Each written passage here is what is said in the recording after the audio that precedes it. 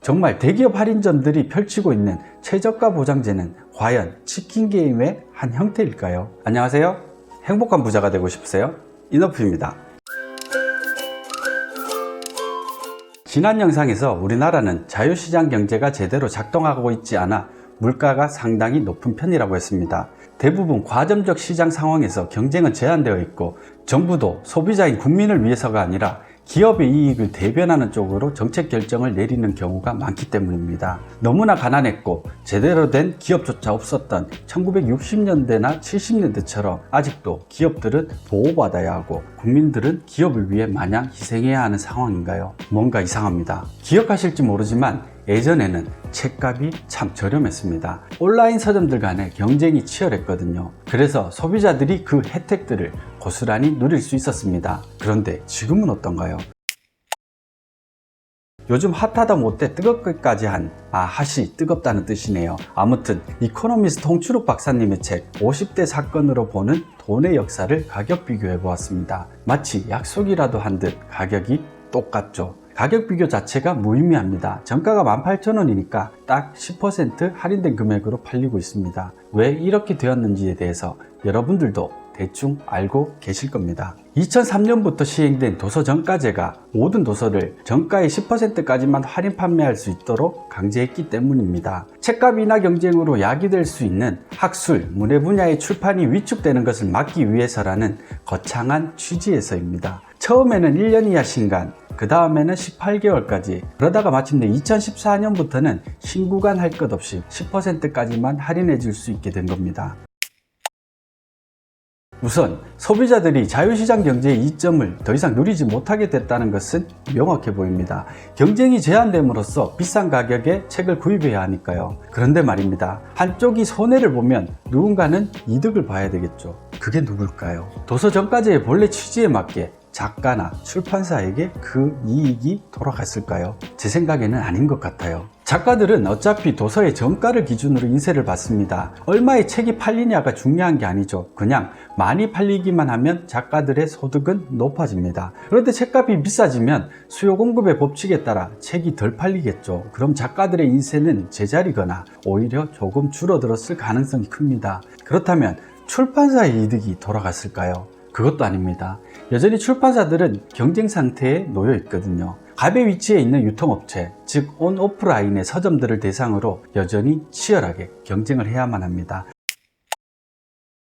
따라서 도서정가제가 시행되기 전이나 지금이나 비슷한 할인율을 적용해서 서점에 책을 공급하고 있을 겁니다. 좀 더 비싼 가격에 책이 팔리니까 서점이 책을 좀 더 높은 가격에 사줄 거라 믿는 순진한 분들도 계시죠. 글쎄요, 유통업체인 서점들이 갑인데 쉽지 않은 일입니다. 아직까지 우리나라에서 갑이 을을 위해 이익을 양보했다는 말은 들어본 적이 없는 것 같아요. 결국 출판사가 아니라 서점들이 도서정가제의 이득을 고스란히 다 취하고 있을 가능성이 큽니다. 작가나 출판사를 지원한다는 거창한 취지로 소비자의 권익을 희생시켜서 만든 도서정가제가 결국 유통업체인 서점들의 배만 불려졌습니다. 이게 과연 옳은 일일까요? 혁신은 경쟁을 통해 발현되는 것인데 가만히 앉아서 높은 마진을 얻게 되면 혁신이 일어나고 발전이 있을까요? 소비자들은 책값이 비싸니까 당연히 책을 고를 때 좀 더 신중해질 수밖에 없고 세 권 볼 것을 두 권만 보게 될 수도 있습니다. 그래서 작가나 출판사의 입장에서도 좋을 것이 없습니다. 도서정가제는 소비자가 손해를 보고 유통업체가 최종 승자가 되는 구조입니다. 그래도 비록 의도와는 달리 부작용이 많은 제도였지만 도서정가제는 그나마 학술과 문해진흥이라는 뚜렷한 명분이 있었습니다. 그럼 정부가 법률로 경쟁을 제한해 주는 상황이 아닌 경우 기업들은 완전 경쟁 상태에 놓이게 될까요? 아마도 아닐 겁니다. 기업은 어떤 방식으로든 가격 담합에 상응하는 환경을 만들고자 노력합니다. 물론 은밀하게 모여 가격과 생산량을 협의하는 것은 불법입니다. 그건 말 그대로 은밀하게 이루어지기 때문에 밝혀지기 전까지는 아무도 알 수가 없죠. 그런데 참 신기하게도 대형마트에 가보시면 마치 약속이라도 한 듯이 10원 단위까지 똑같은 가격의 제품들이 팔리고 있다는 것을 알 수 있습니다. 어떻게 이런 일이 가능할까요? 대형마트에 가보면 흔히 보이는 최저가격 보장제에 그 비밀이 숨어 있을지도 모릅니다. 최저가격 보장제는 소비자들에게 힘들게 가격 비교할 필요 없으니 믿고 구매하라는 뚜렷한 메시지죠. 물론 단서가 붙습니다. 온라인이나 다른 채널이 아니라 동일 상권 내의 타 할인점과 비교해서 최저가를 보장한다는 겁니다. 또 모든 물품을 대상으로 한 것이 아니라 비교가 가능한 일부 공산품을 대상으로 한정합니다. 어쨌거나 마치 대형마트들끼리 치킨 게임을 하는 것처럼 보이죠. 그런데 뭔가 납득이 가지 않습니다. 똑똑한 대기업들이 소비자들을 위해 치킨 게임을 하고 있다는 사실이 믿어지지 않거든요.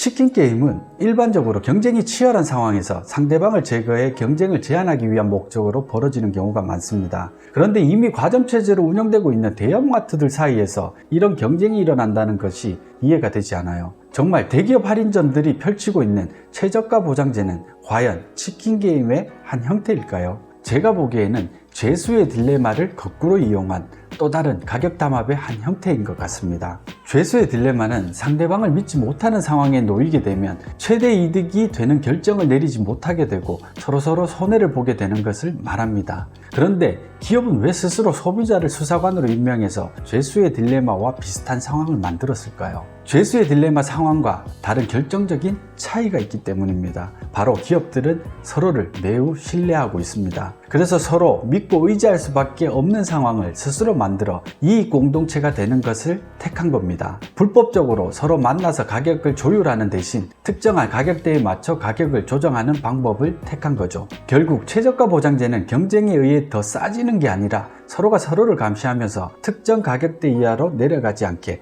가격이 고정되는 효과를 발휘합니다. 정부가 개입해서 가격을 통제하는 도서시장이나 이동통신 단말기 시장은 정부가 가격 가이드라인을 정해줌으로써 소비자들이 누려야 할 혜택을 기업의 이익으로 되돌린 겁니다. 또한 소수 대기업들이 경쟁하는 과점시장에서도 어떠한 형태로든 가격 통제가 이루어져 소비자들의 혜택이 제한될 가능성이 큽니다. 그런데 실제로 자유시장 경제의 논리가 충실하게 작동해 무한 경쟁이 진행되고 있는 분야가 있습니다. 바로 쿠팡, 위메프, 티몬 간에 벌어지고 있는 치킨 게임이죠. 그래서 여러분들은 이들 업체를 이용하면서 실제로 다양한 혜택을 누리고 있습니다. 또한 조직화되지 않은 다수가 참여하게 되는 시장에서도 자유시장 경제의 논리가 적용됩니다. 동네 상권의 자영업자들 사이에서나 온라인 시장의 판매업자들 사이에서 주로 발견되죠. 여러분들이 1,500원짜리 아메리카노를 마실 수 있고 온라인 마켓을 통해 오프라인보다 아주 저렴한 가격에 공산품을 구입할 수 있는 것도 바로 이런 이유 때문입니다. 자유시장 경제가 제대로 작동하기만 하면 소비자들에게 이득이 돌아가게 돼 있습니다. 그런데 자꾸 여기저기서 새로운 형태의 가격 통제가 일어나기 때문에 소비자들에게 돌아가야 할 혜택들이 사라지게 되는 거죠. 경쟁이 제한되면 기업은 우물한 개구리가 되어 국내 소비자들을 희생양 삼아 안주하기 쉽습니다. 그 결과 기업은 애써 경쟁력을 키울 필요성을 느끼지 못해요. 결국 코스트코나 이케아와 같은 강력한 경쟁자가 등장하면 그제서야 살아남기 위해 몸부림치며 온갖 대책을 내놓지만 새로운 경쟁자가 나타난 후에는 이미 늦었을지도 몰라요. 그러니 평소에 잘 좀 했으면 좋겠습니다. 오늘 영상은 이것으로 마치겠습니다. 영상이 마음에 드셨다면 좋아요와 구독 부탁드립니다. 여러분 행복한 부자 되세요. 고맙습니다.